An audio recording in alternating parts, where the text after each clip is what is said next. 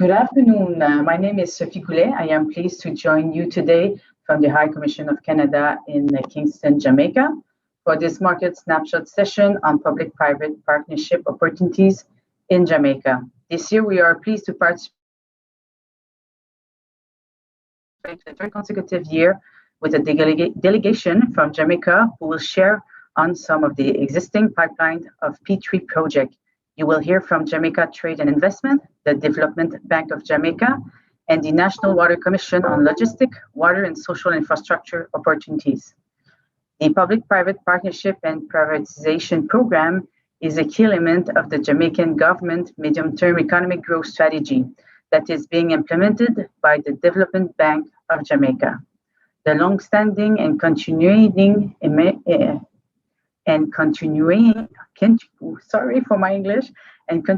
engagement with the Development Bank of Jamaica on P3 activities in Jamaica has aimed to increase knowledge and Canadian involvement in the market. The conference has provided an excellent venue for Canada to continue to share our own experience and best practices in the P3 sphere. It is also built on the High Commission's previous partnership to bring Canadian P3 practitioners to Jamaica to share their experience. This partnership reinforces the Canadian government value placed on the progress made by the Governor of Jamaica over the past several years. Canada is among the world leading market for the delivering of complex public infrastructure using P3s. A culture of collaboration, integrity, and fairness underscore the added value that Canadian participation can contribute across the P3 spectrum. Canada is home to established organizations that act as champion enabler of P3s by encouraging excellence in the community of practice and driving public procurement. We therefore look forward to continuing to the emerging opportunities for the Canadian and Jamaican companies to continue to collaborate on the implementation of Jamaica's P3 strategy. We invite you to connect with the Trade Commissioner Leslie-Ann Enavor in the International Cafe to discuss further on Jamaica and our other territories of responsibility. The Bahamas, Cayman Island, and the Turks and Caicos Island. I wish for all a fruitful session, and now I invite Don Gittins of Jamaica Trade and Investment to present an overview of the Jamaican economy and share on the CAIMAS Special Economic Zone project. Thank you. Thank you so much, Sophie. And I'll just go through the order of the program. I'm joined today with my colleagues, Nicola Russell from the Development Bank of Jamaica and Glaister Cunningham from the National Water Commission. And I am Don Gittins from the Jamaica Promotions Corporation, which is the investment and trade promotion arm of the government of Jamaica. We are more than happy to be here at the 20th Annual Canadian Council for Public-Private Partnership Conference. And this is our third year, and I'm sure it will not be the last. And my responsibility is for the investments in logistics, energy, and infrastructure. And I'm going to go straight into some quick facts about Jamaica. Jamaica has a GDP of approximately US 14 billion. Before COVID this year, we had 6 consecutive years of GDP growth from 2014 to 2019. And the sectors that we're looking at right now, logistics and infrastructure, accounts for approximately 12% of our GDP, which is significant. And before COVID, we were trending downwards, going from 8% down into 7% of unemployment. And that showed you that the economy was buoyant and doing well. Our macroeconomic indicators were doing really well. And we do believe that coming out of COVID, we will get back to this level of wonderful macroeconomic indicators. A little bit about our business environment in Jamaica. We have a welcoming one for foreign investors as well as local investors. We have no restrictions on foreign ownership, no restrictions on the repatriation of funds or profits. We do have double taxation treaties with quite a few countries, Canada being one of those. And we have no foreign exchange controls. So as you can see, we are very liberal as it relates to the foreign investor. Jamaica is open for business. As it relates to our business environment transformation, one of the ambitious targets that we have is to be in the top 10 of the Doing Business report of the World Bank.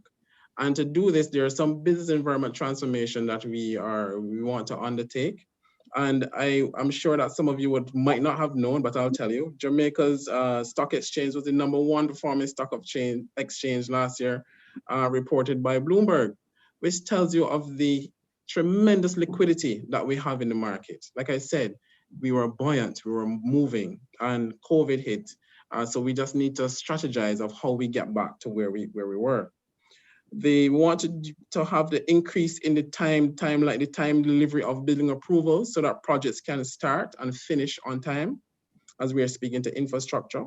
And we want to improve the efficiency of online company registration, so we can get our things moving quickly. And with that, I will go to one of our signature projects, which will be a significant game changer for Jamaica, and that is the Caymanas Special Economic Zone. The Caymanas Special Economic Zone is an innovative public-private partnership infrastructure logistics project being spearheaded by the government.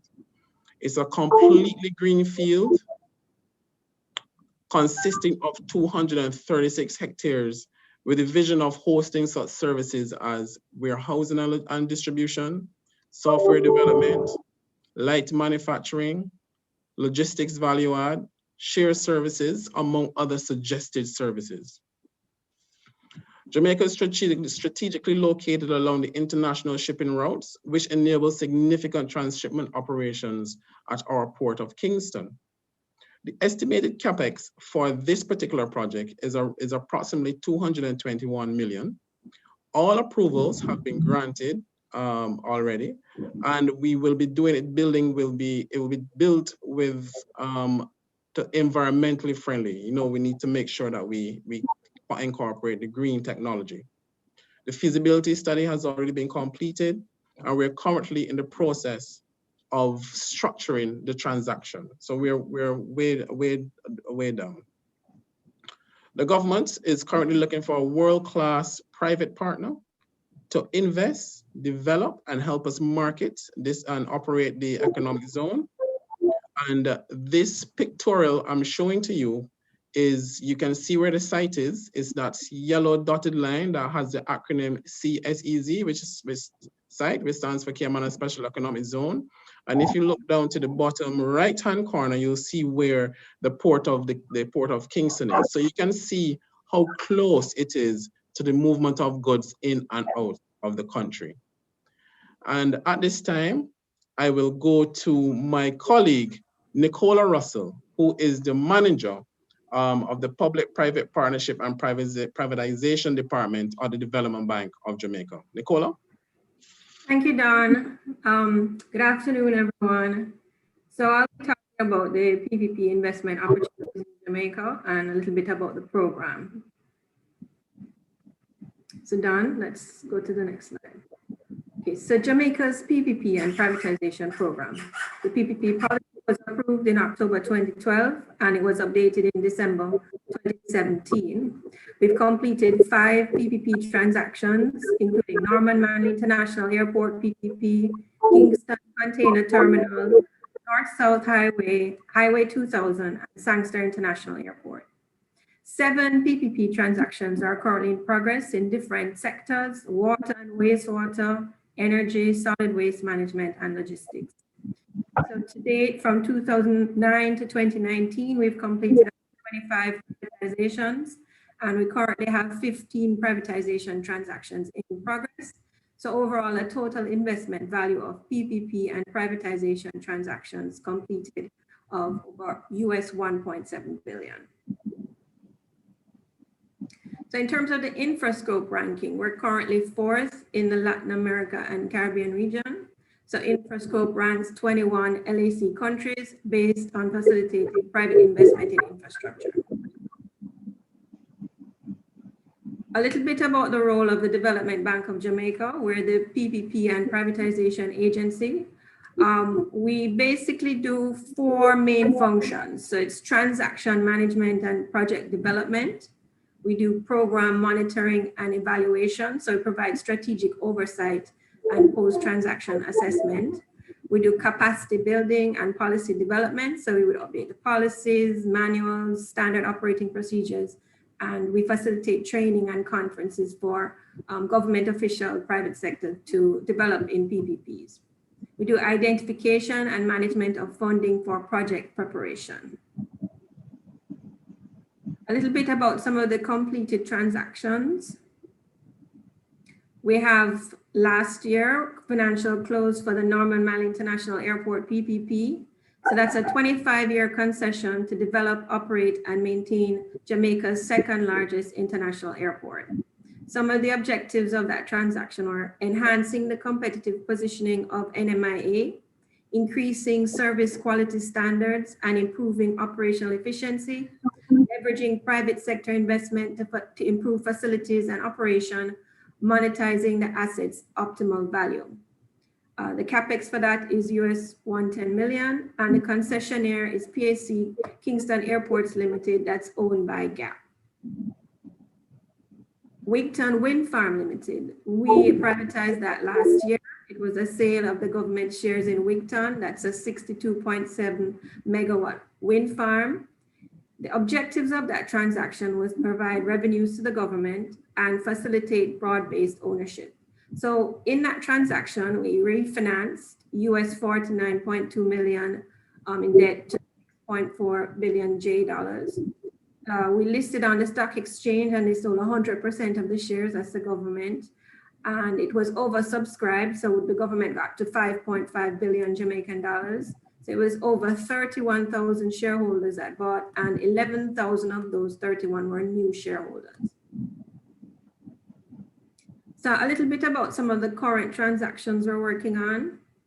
It's in different areas, but right now we're awaiting commercial close of the Rio Cobre Water Treatment Plant, PPP. So a private investor has been identified to implement a 15 million gallon per day water treatment plant along the Rio Cobre to augment the water supply for the Kingston metropolitan area. And that investment value is US 60 million. We have the solar energy and efficiency PPP. So for that one as well, a private sector provider has been identified to undertake the financing, installation, and maintenance of photovoltaic generation and energy efficiency systems in a pilot project of 30 select secondary schools. So the investment value for that is US 5 million. A project that we have upcoming is a waste management PPP. So it's implementing an integrated solid waste management system that incorporates a waste to energy component. So what the government hopes to achieve is to separate the regulatory and operational elements of the solid waste management, reduce the country's reliance on landfills, and the relocation and rehabilitation of the Riverton landfill facility. So the current status is we've actually completed the pre-feasibility study and options analysis, and to be undertaken is the waste characterization study and the business case. The next transaction that we're looking at is a correctional facility. It's a construction of a new state-of-the-art maximum security correctional facility accommodating both male and females. So it aims to eradicate the overcrowding at the correctional facilities and to reduce the recidivism rate. So currently we're doing the pre-feasibility assessments to determine if the PPP modality would be the best option. So I will hand over to Glazer Cunningham to tell you a little bit more about the NWC water and wastewater opportunities. Thank you, Nicola, and thank you everybody for allowing us to participate with you today. I'll be telling you a little bit about the National Water Commission and some of the projects that we are pursuing. The NWC is a statutory body charged with the responsibility of being the main but not exclusive provider of potable water and sewage collection and treatment services in Jamaica. We provide piped water to about 75% of the population of the country, operating over 1,000 water supply facilities and more than 11,000 kilometers of water mains. In terms of sewerage, our coverage is about 24% island-wide, where we operate 68 wastewater treatment plants, 100 wastewater pump stations, and over 500 kilometers of collector and trunk sewers. Although the NWC is a government-owned entity with wider economic and social objectives, it has been mandated to operate as a commercially viable company. This has been a challenge given the historical, operational, and financial issues we share with so many water utilities in the LAC region. In striving towards this goal, though, the NWC has prepared a capital development program, whereby by 2030, the NWC intends to develop and implement key projects to A, increase access to potable water to 85%, and to increase wastewater coverage to 50% island-wide. The following projects are some of these. The furthest down the wicket is the Soapberry Wastewater Treatment Plant. Soapberry Wastewater Treatment Plant services the Kingston Metropolitan Area, or the KMA, which includes the urban centers of Kingston, St. Andrew, Southeast St. Catherine, and Greater Spanish Town, which account for approximately 50% of the island's population. The plant and its associated sewerage infrastructure are currently owned and operated by the Central Wastewater Treatment Company, or the CWTC, of which the NWC has 85% shareholding, with the remaining 15% owned by the current operator. The existing facility is capable of serving about 256,000 persons, or 75,000 cubic meters per day. The projected medium-term requirement is to serve approximately 500,000 persons. So in order to meet this requirement for treatment, it is proposed to double the capacity of the plant to 150,000 cubic meters per day, and to expand the Kingston and St. Andrews sewer network, thereby providing the opportunity for development of more residential and commercial infrastructure. The output from the plant will meet or exceed our National Environment and Planning Agency's guidelines for effluent quality, and we expect this effluent to provide some opportunities such as for irrigation of agricultural lands. The plant is intended to be climate change resilient via the introduction of new technologies and renewable energy solutions. And the proposed budget for this is approximately $85 million US. The second one well down the pipeline is the Northern Parishes NRW Reduction Program. This will be targeted to the parishes of St. Anne, Trelawney, and St. James. 74% of NWC's production is not billed, if you can believe that. And this is either through water leaks, theft through illegal collections and meter bypasses, or meter and billing errors. The entity has been aware of the need to reduce NRW and has made several efforts to do so, one of which we're currently operating the KMA NRW Reduction Program, wherein we engaged non-revenue water specialists in a co-management arrangement. This project is in its 5th year of an original 5-year contract, but had to be extended by a year because of some issues brought on by the drought conditions that Jamaica has been experiencing recently and the COVID-19 pandemic. We have seen some successes with this program. I think we are now down to about 38% NRW. So following on the success of this program, we have pursued another one in the parish of St. Catherine in Portmore. It's a similar co-management approach, whereby the objective is to reduce NRW in this program area to 30% over 5 years. This particular project, Northern Parishes NRW Reduction Program, is born from the fact that NWC is unable to satisfy all its customers along the north coast of Jamaica with continuous water supply. As a result of this insufficient supply, we have been fulfilling demand by limiting the hours of pressure services in some areas. Over the next 5 to 6 years, one of the major measures we intend to take to improve supply is the implementation of a comprehensive NRW reduction program, again with the aim of reducing losses to not more than 30%. We hope to achieve this by the year 2026. The contract itself, as I said, is a performance-based one, and it envisages the following activities.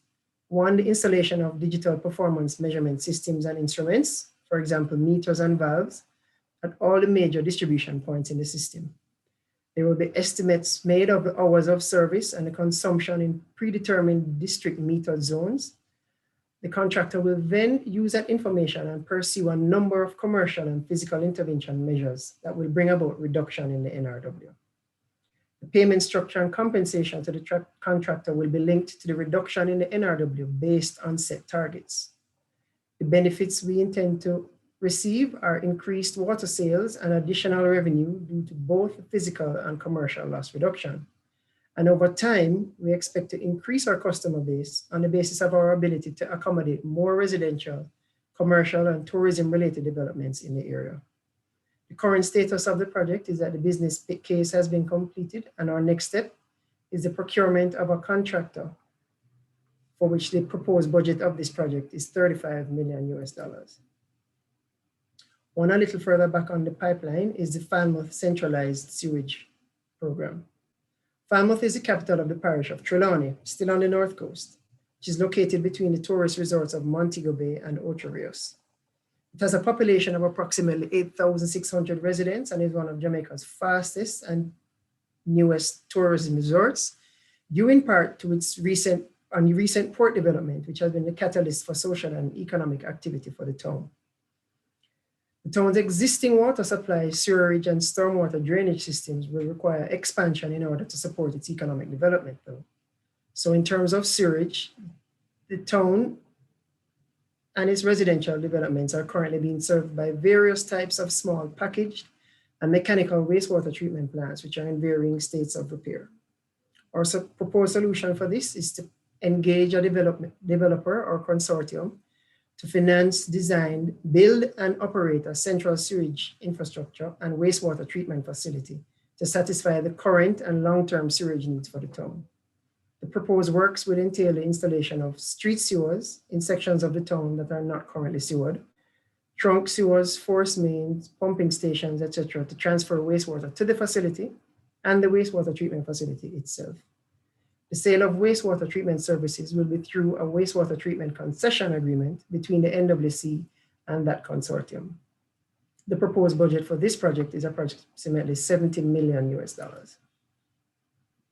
Turning our attention now to the South Coast, we have a number of projects in the pipeline, including the Southern Towns Centralized Sewerage Systems Project. This will take place in 5 towns and 5 parishes. This is Old Harbor, Santa Cruz, Maypen, Mandeville, and Spanish Town, which are the fastest growing towns and parish capitals on the south coast of the island. Similar to what we'll obtain in Falmouth, the towns and their adjoining residential areas are currently being served by a variety of plants, which are all in need of upgrading.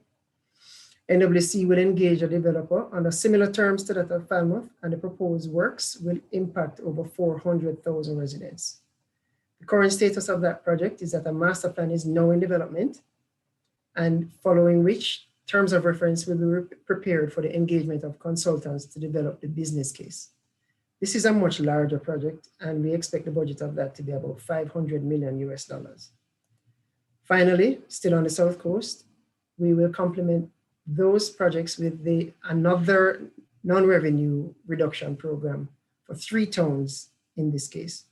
These are Mandeville, Old Harbor, and Maypen. The contractor that will be in this arrangement will be required to undertake the financing, operation, and management of a water supply infrastructure network for those 3 towns, impacting some 260,000 residents. Again, the target is to reduce NRW in this area from its current estimated level of 70% of water supply input down to a maximum of 30%, and we hope to achieve this by the end of 2030. In terms of current status, terms of reference are being prepared for the engagement of consultants to develop this master plan and the subsequent business case. And the proposed budget for this project is approximately $65 million US. I end here. Thank you again for taking the time to listen to us. I turn back over to Don. Thank you. Thank you, Glaister and Nicola. And we've been doing excellently on time. And we do have a few questions that has come in. Nicola, this first question will go to you. what is the scope of the proposed solid waste PPP project?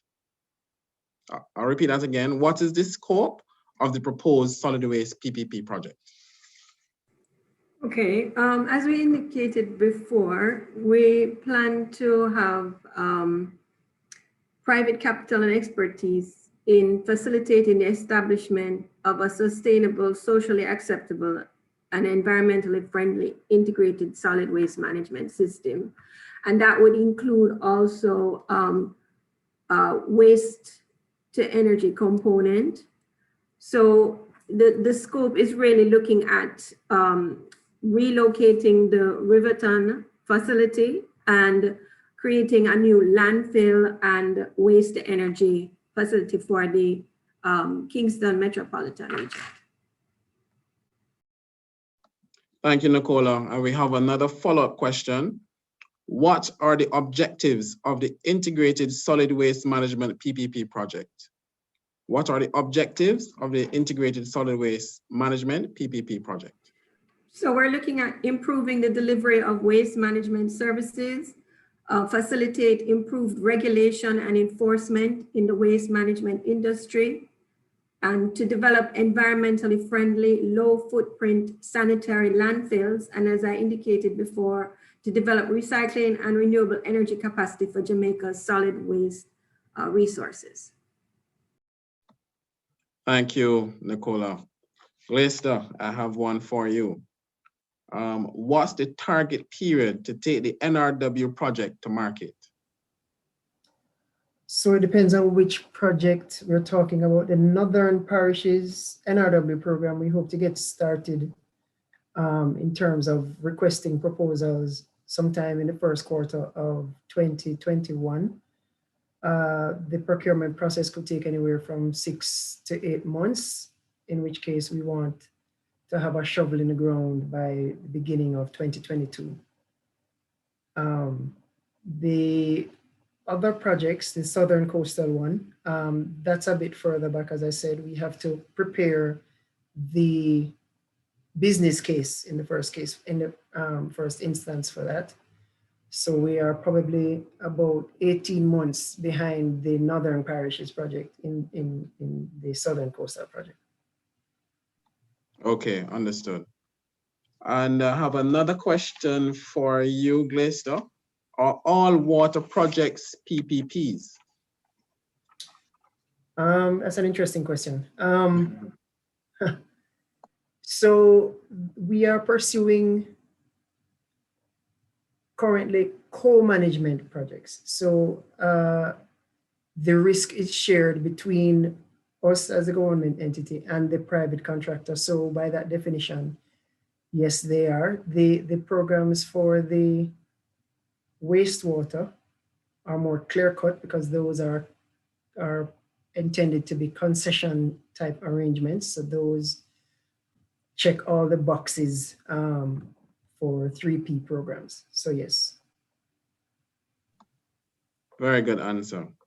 We don't have any other questions I see at this time. I think that we were very clear and concise and gave all of the information that it was needed. Is there anything else that you would like to add before we to give them a few more minutes to probably one or two more questions? But is there anything else that you would like to add, Nicola or Glista? I would just like to thank everyone for the time. As we try to illustrate, there are many opportunities for both consultants, contractors, investors to come together, form consortiums and express interest in any one of these projects that we outlined. As you have demonstrated, Jamaica is open and willing and well prepared to facilitate these kinds of programs, and we thank you for your interest. Yes, Don, I'd just like to say that if anybody wants any further information on the PPP and privatization program, then they can contact the Development Bank of Jamaica. You can email me directly as well, nrussell@dbankjm.com, and we'll be happy to continue the discussions. And I must also mention that we all work very closely together. So if we need any information, they can either reach out to myself, Glaister, or Nicola. We have another question coming in, but we work very closely together, and we work to help to get investors in to partake in these wonderful opportunities that we have. And the next question that we have is, what are the upcoming phases for the Cayman Special Economic Zone project and any indicative timelines? As it relates to the Caymanas, oh, the questions are coming in quite quickly now. As it relates to the Cayman Special Economic Zone, the phases, it can be a phased project. We, the government, like I said, it's completely greenfield. So it's a fully greenfield project. So nothing is there. All we have is all the infrastructure is there, and all of the approvals are there. And we are structuring the project now, so it can be phased. And we'll have that discussion with whoever is the preferred investor to see how best we phase it in over a period of time. We have the feasibility study, you can take a look at it, and we have other information that we can share. So if you need additional information, you can reach out to me directly, dgittins@jamprocorp.com, and I will share additional information on the Cayman Special Economic Zone with you. Another question that we have coming in, and this is for you, Glaister. How are the National Water Commission RFPs advertised? So typically these large projects are advertised both locally and internationally. They are advertised in our local newspapers. They're advertised on the UN Development Business website. They are placed on our website as well as the GOJ procurement portal, GOJ meaning Government of Jamaica Procurement Portal website. So there are at least 5 options for anyone interested in opportunities to view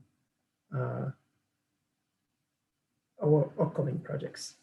Excellent, and you're absolutely correct, Glaister. It's advertised on the websites, Government of Jamaica's website, GIS, as well as the National Water Commission. If they're doing a specific project, it will be on their website as well. And if it's in collaboration with the Development Bank of Jamaica, it will be there as well. And I will venture to say that we'd put it on JAMPRO's website as well. And as I'm not sure if everyone is aware, but all PPP projects are managed by the Development Bank of Jamaica's 3P project unit, which Nicola Ross is a manager in. So we are very clear where that is concerned. I have another question. Now, I believe this question is for all 3 of us. So I will ask the question, and then we see how we answer. And it goes, my question is, how do we get our information on our lightweight concrete to your architects and engineers to utilize now and in future projects that require concrete as the main materials for our infrastructure? I'll take it. Let me take a stab. I'll take a stab. So as the investment and promotions agency for the country, your first stop can be Jamaica Promotions Corporation, and we will then help to get you in contact with the various associations and the various trade type associations that we have in Jamaica, and we will help you then to get your services out there. We do have a fairly mature construction and infrastructure market locally, so there'll be competition, but we're open. Just make your first stop at the Jamaica Promotions Corporation.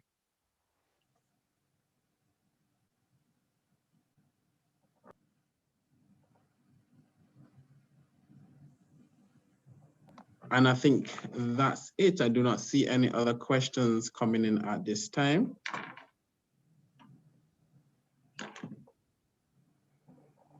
And we are doing excellently on time. So, I mean, we can't ask for anything better than this.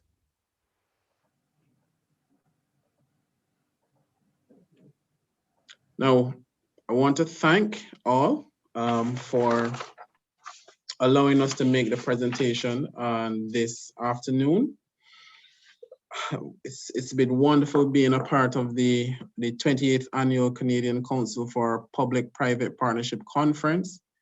We will be back again next year, and we want to ensure that all of the information that we're giving is free and easy to access. So please reach out to us. If there's any additional information you need, please reach out to us. We'll respond to you as quickly as possible.